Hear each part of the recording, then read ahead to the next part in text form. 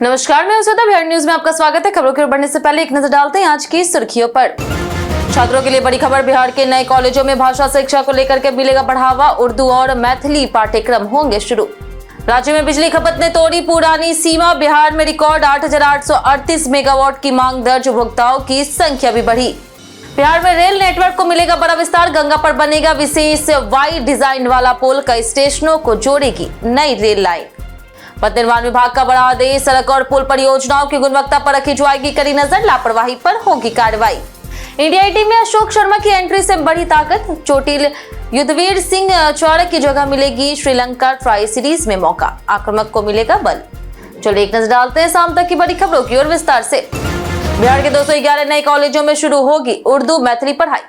बिहार के 9 सृजित 211 नए डिग्री महाविद्यालयों में अगले शैक्षणिक सत्र से उर्दू और मैथिली विषयों की पढ़ाई शुरू की जाएगी। राज्यपाल और कुलाधिपति सैयद अता हसनैन ने उच्च शिक्षा विभाग को आवश्यक कार्रवाई के निर्देश दिए। 1 जुलाई से इन कॉलेजों में हिंदी, अंग्रेजी, अर्थशास्त्र, इतिहास, राजनीति विज्ञान और समाजशास्त्र विषयों की पढ़ाई की जाएगी। राज्यपाल ने सभी कुलपतियों को शैक्षणिक तैयारियां समय पर पूरी करने का निर्देश दिया। साथ ही इन महाविद्यालयों में राष्ट्रीय सेवा योजना और एनसीसी गतिविधियों को बढ़ावा देने पर भी जोर दिया गया। नई राष्ट्रीय शिक्षा नीति 2020 के तहत विश्वविद्यालयों में एनएसएस को क्षमता संवर्धन पाठ्यक्रम के रूप में भी लागू किया जाएगा। गर्मी बढ़ी तो बिहार में बिजली खपत ने तोड़ा रिकॉर्ड। बिहार में बढ़ती गर्मी के कारण बिजली खपत ने नया रिकॉर्ड बना दिया है। सोमवार रात 8:42 तक राज्य की बिजली मांग 8,838 मेगावाट तक पहुंच गई है, जो अब तक का सबसे अधिक स्तर है। इससे पहले मई 2026 में 8,818 मेगावाट का रिकॉर्ड दर्ज किया गया था। बिजली कंपनी का अनुमान है कि जुलाई से सितंबर के बीच पीक डिमांड 9,500 से लेकर के 9,600 मेगावाट तक पहुंच सकती है। राज्य की कुल बिजली खपत में पटना की हिस्सेदारी 10% से अधिक है, जहां घरेलू उपयोग सबसे ज्यादा है। एसी, कूलर और पंखों के बढ़ते इस्तेमाल से मांग बढ़ रही है। बिहार में बिजली उपभोक्ताओं की संख्या 2,15,00,000 से अधिक हो चुकी है, जबकि जरूरत की 80 से 85% बिजली एनटीपीसी उपलब्ध करा रहा है। बिहार के कलाकारों को मिलेगा संस्कृति मंत्रालय की बड़ी फेलोशिप। संस्कृति मंत्रालय के सांस्कृतिक स्रोत और प्रशिक्षण केंद्र ने वर्ष 2025 से 26 के लिए कला और संस्कृति के क्षेत्र में शोध और गहन अध्ययन के लिए बिहार के कई कलाकारों को जूनियर और सीनियर फेलोशिप देने की घोषणा की। सीनियर फेलोशिप में पटना के शारदा सिंह और कुणाल कुमार सिन्हा को रंगमंच, दरभंगा के डॉक्टर अरविंद कुमार झा को मैथिली साहित्य तथा वैशाली के विजेंद्र कुमार को लोक रंगमंच के लिए चुना गया है। वहीं जूनियर फेलोशिप में लोक संगीत, रंगमंच, कंठक, लोक कला, पेंटिंग और मैथिली साहित्य जैसे क्षेत्रों में पटना, दरभंगा, समस्तीपुर, मधुबनी, बेगूसराय, सहरसा और भागलपुर के कलाकारों को शामिल किया गया। बिहार में कोसी सीमांचल को जल्द मिलेगी नई रेल कनेक्टिविटी। बिहार में कोसी और सीमांचल क्षेत्र को नई रेल कनेक्टिविटी देने की दिशा में बड़ी पहल की जा रही। करीब 2,549 करोड़ रुपए की लागत से विक्रमशिला कटरिया नई रेल लाइन परियोजना पर काम तेज हो गया है। इस परियोजना के तहत भागलपुर में गंगा नदी पर 2.44 किलोमीटर लंबा डबल लाइन रेलवे पुल बनाया जाएगा। पुल का डिजाइन खास वाई आकार का होगा, जो कटरिया, नवगछिया, विक्रमशिला और शिवनारायणपुर स्टेशनों को जोड़ेगा। रेलवे अधिकारियों के अनुसार पुल निर्माण की निविदा और मिट्टी जांच प्रक्रिया पूरी हो चुकी है, जबकि अगले 3 महीनों में डिजाइन और ड्राइंग कार्य पूरा होने की संभावना है। परियोजना पूरी होने पर कोसी, सीमांचल और अंग क्षेत्र के बीच सीधा रेल संपर्क स्थापित होगा, जिससे क्षेत्रीय विकास और आवागमन को नई गति मिलेगी। बिहार से तिरुपति और रामेश्वरम दर्शन के लिए चलेगी ट्रेन। बिहार के यात्रियों और श्रद्धालुओं के लिए आईआरसीटीसी ने दक्षिण भारत यात्रा विशेष भारत गौरव पर्यटन ट्रेन की घोषणा की। यह ट्रेन 14 जुलाई को दुमका से रवाना होगी और बिहार के भागलपुर, सुल्तानगंज, जमालपुर, किऊल, मोकामा, बख्तियारपुर, पटना साहिब, पटना, आरा और बक्सर सहित कई स्टेशनों से यात्रियों को बोर्डिंग की सुविधा मिलेगी। 12 रात और 13 दिन की यात्रा में श्रद्धालुओं को तिरुपति बालाजी, रामेश्वरम, मीनाक्षी मंदिर, कन्याकुमारी और मल्लिकार्जुन ज्योतिर्लिंग जैसे प्रमुख धार्मिक स्थलों के दर्शन कराए जाएंगे। पैकेज में रेल यात्रा, होटल, भोजन, स्थानीय परिवहन और बीमा शामिल है। किराया इकोनॉमी क्लास के लिए 25,400 रुपए से शुरू होगा। पुलिस भर्ती परीक्षा के लिए आज से बिहार में चलेगी 14 स्पेशल ट्रेनें।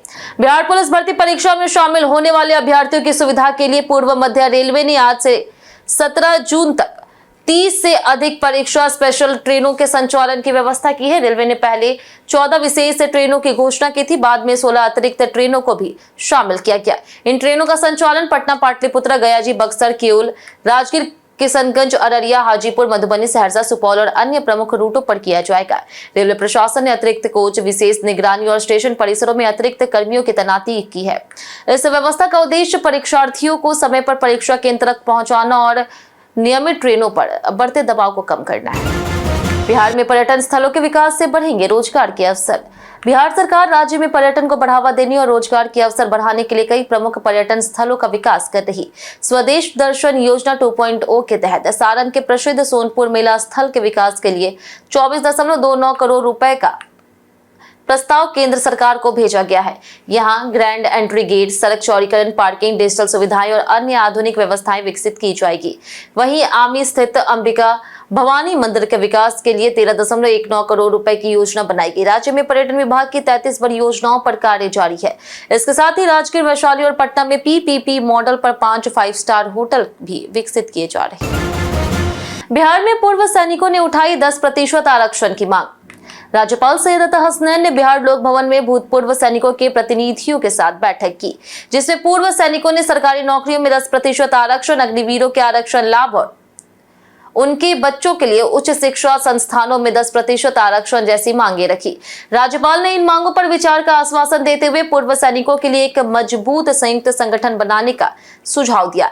दूसरी ओर आपदा प्रबंधन की समीक्षा बैठक में राज्यपाल ने कहा कि विद्यालय, महाविद्यालय और विश्वविद्यालय के पाठ्यक्रम में आपदा प्रबंधन को शामिल किया जाना चाहिए। उन्होंने आपदा मित्रों को विशेष प्रशिक्षण देने तथा नियमित मॉक एक्सरसाइज और संयुक्त अभ्यास आयोजित करने के निर्देश भी दिए।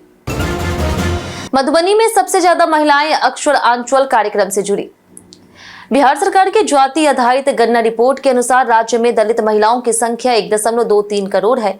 महादलित श्रेणी समाप्त होने के बाद उसका अलग आधिकारिक आंकड़ा उपलब्ध नहीं है, लेकिन पूर्व में शामिल 18 महादलित जातियों की आबादी के आधार पर राज्य में करीब 40 लाख महादलित महिलाओं का अनुमान लगाया गया। इन्हें शिक्षित करने के लिए अक्षर आंचल कार्यक्रम चलाया जा रहा, जिसके तहत अब तक 3,11,000 महिलाओं को जोड़ा गया। ये रिपोर्ट बिहार सरकार के शिक्षा विभाग और जाति आधारित गणना आंकड़ों पर आधारित है। मधुबनी जिले में सबसे अधिक 20,960 महिलाएं इस योजना से जुड़ी है, जबकि समस्तीपुर दूसरे और जमुई तीसरे स्थान पर है। यह योजना 15 से 45 वर्ष की महिलाओं को साक्षर बनाने के लिए संचालित की जा रही है। सड़क और पुल निर्माण में लापरवाही पर होगी कड़ी कार्रवाई। पथ निर्माण विभाग के सचिव पंकज कुमार पाल ने राज्य में चल रही सड़क और पुल परियोजनाओं की गुणवत्ता पर विशेष निगरानी रखने के निर्देश दिए। उन्होंने अधिकारियों से निर्माण कार्यों की नियमित भौतिक जांच करने और किसी भी प्रकार की कोताही या फिर लापरवाही पर कड़ी कार्रवाई करने को कहा। सोमवार को हुई समीक्षा बैठक में बिहार राज्य रोड विकास निगम, बिहार राज्य पुल निर्माण निगम और राष्ट्रीय उच्च पथ विभाग की 50 करोड़ रुपए से अधिक लागत वाली परियोजनाओं की प्रगति की समीक्षा की। सचिव ने प्रगति यात्रा और अन्य महत्वपूर्ण योजनाओं को तय समय सीमा में पूरा करने का निर्देश दिया। साथ ही मानसून को देखते हुए पुल पुलियों की सफाई और बाढ़ सुखाड़ से संबंधित तैयारियां समय पर पूरी करने को कहा। खानसर मामले में गार्डों को नहीं मिली अदालत से राहत। पटना के मुसल्लपुर हाट स्थित खान ग्लोबल स्टडीज में हुए बवाल और फायरिंग मामले में मंगलवार को अदालत में सुनवाई हुई, लेकिन खानसर के दोनों गार्डों को राहत नहीं मिली। कोर्ट ने पुलिस से अपडेटेड केस डायरी और अन्य दस्तावेज मांगे तथा अगली सुनवाई 20 जून को तय की। खानसर फिलहाल 20 जून तक गिरफ्तारी से राहत मिली है। इस बीच जेल से बाहर आए रोशन आनंद ने मामले को नया मोड़ देते हुए खानसर और एक कोल्ड स्टोरेज मालिक पर अपने भाई प्रिंस यादव की हत्या का आरोप लगाया। प्रिंस यादव की नेपाल में विराटनगर में संदिग्ध परिस्थितियों में मौत हो गई थी, जिसके बाद मामले ने राजनीतिक रंग भी ले लिया है। सुप्रीम कोर्ट नोटिस पर दीपक प्रकाश ने दिया बड़ा बयान। सुप्रीम कोर्ट द्वारा मंत्री पद को लेकर के नोटिस जारी होने के बाद पंचायती राज मंत्री दीपक प्रकाश ने अपनी प्रतिक्रिया दी। मीडिया से बातचीत में उन्होंने साफ कहा कि मैं पहले भी मंत्री था और अभी भी मंत्री हूं। उन्होंने आगे कहा कि उनके मंत्री पद को लेकर के जो भी फैसला होगा वो एनडीए नेतृत्व करेगा। सुप्रीम कोर्ट के नोटिस पर दीपक प्रकाश ने बताया कि उन्हें अभी तक आधिकारिक रूप से कोई नोटिस प्राप्त नहीं हुआ और इसकी जानकारी उन्हें मीडिया के माध्यम से मिली। उन्होंने कहा कि नोटिस मिलने के बाद उसे देखा जाएगा। बता दें कि सुप्रीम कोर्ट ने उनकी दोबारा मंत्री नियुक्ति को चुनौती देने वाली याचिका पर बिहार सरकार और अन्य पक्षों से जवाब मांगा। सरकारी बंगला खाली करने पर राबड़ी देवी ने लिखा पत्र। पूर्व मुख्यमंत्री राबड़ी देवी ने सरकारी आवास खाली करने के लिए बिहार सरकार से 1 महीने का अतिरिक्त समय मांगा है। उन्होंने मुख्यमंत्री सम्राट चौधरी को पत्र लिख करके बताया कि उन्हें आवंटित 39 हार्डिंग रोड स्थित नए सरकारी आवास में अभी किचन हॉल और अन्य हिस्सों का काम पूरा नहीं हुआ। उन्होंने राजद प्रमुख लालू प्रसाद यादव की खराब सेहत का भी हवाला दिया और कहा कि डॉक्टरों ने संक्रमण के खतरे को देखते हुए उन्हें अलग रहने की सलाह दी है। इसी कारण नए आवास में विशेष व्यवस्था की जरूरत है। दूसरी ओर कौटिल्य नगर में लालू परिवार का निजी बंगला भी अंतिम चरण में है, जहां जल्द गृह प्रवेश की संभावना जताई जा रही है। बिहार में भर्ती परीक्षा की पारदर्शिता पर फिर उठे सवाल। बिहार में भर्ती परीक्षाओं की पारदर्शिता पर फिर सवाल उठे। बिहार पुलिस अवर सेवा आयोग द्वारा 10 जून को आयोजित गृह रक्षा वाहिनी अधीनस्थ लिपिक भर्ती परीक्षा में प्रश्न पत्र लीक होने का मामला सामने आया। आरोप है कि परीक्षा केंद्र के अंदर से ही प्रश्न पत्र की तस्वीरें लेकर के सोशल मीडिया पर वायरल की गई। इस मामले में शिक्षक गणेश पासवान, अजय कुमार और वीक्षक अनुष्का रानी समेत कई लोगों पर प्राथमिकता दर्ज की गई है, जबकि अजय कुमार को गिरफ्तार कर लिया गया। जांच में सीसीटीवी फुटेज, मोबाइल फोन और संदिग्ध गतिविधियों के आधार पर बड़े नेटवर्क का खुलासा हुआ। पुलिस अब पूरे गिरोह और इसमें शामिल अन्य आरोपियों की तलाश में जुटी है। अशोक शर्मा की इंडिया ए टीम में हुई धमाकेदार एंट्री। गुजरात टाइटंस के तेज गेंदबाज अशोक शर्मा को श्रीलंका में चल रही इंडिया ए ट्राई नेशन सीरीज के लिए टीम में शामिल किया गया। उन्हें चोटिल युद्धवीर सिंह चाड़क के स्थान पर टीम में मौका मिला। बीसीसीआई के अनुसार युद्धवीर को दाहिने कंधे में चोट लगी है, जिसके बाद उन्हें रिहेबिलिटेशन के लिए सेंटर ऑफ एक्सीलेंस भेजा जाएगा। अशोक शर्मा आईपीएल 2026 में अपनी तेज गेंदबाजी के कारण चर्चा में रहे थे। अब वे अफगानिस्तान ए के खिलाफ अगले मुकाबले के लिए उपलब्ध होंगे। बीते दिन हमारे द्वारा पूछे गए सवाल का जवाब आप लोग में से बहुत लोगों ने हमारे कमेंट बॉक्स सेक्शन में लिख कर दिया। जिन्होंने हमारे द्वारा पूछे गए सवाल का जवाब दिया उनके नाम है हरेंद्र सिंह, नौशाद रजा, जितेंद्र ठाकुर, प्रकाश कुमार, नगेंद्र कुमार, रवि मोहन वर्मा, राजनंदन कुमार, अमित पासवान, कुश कुमार यादव, राकेश मिश्रा, लक्ष्मी मेहता, संजीव कुमार, बबलू, राजेंद्र ताती, बारूद पटेल, रंजीत मिश्रा, अंकित राज, राकेश कुमार शर्मा, प्रतिमा रानी, दीपक कुमार और अर्जुन राम। इसी के साथ बढ़ते आज के सवाल को। आज का सवाल है, आपको क्या लगता है क्या बिहार में मेहनत करने वालों को सही मौका मिलता है? आप अपना जवाब हमें हमारे कमेंट सेक्शन में लिखकर जरूर बताएं। आज के लिए इतना ही। बिहार की तमाम खबरों के साथ बने रहने के लिए देखते रहे बिहारी न्यूज और साथ ही यूट्यूब चैनल पर देखकर चैनल को सब्सक्राइब कर दें और अगर आप फेसबुक पेज पर देख रहे हैं तो लाइक और फॉलो जरूर करें।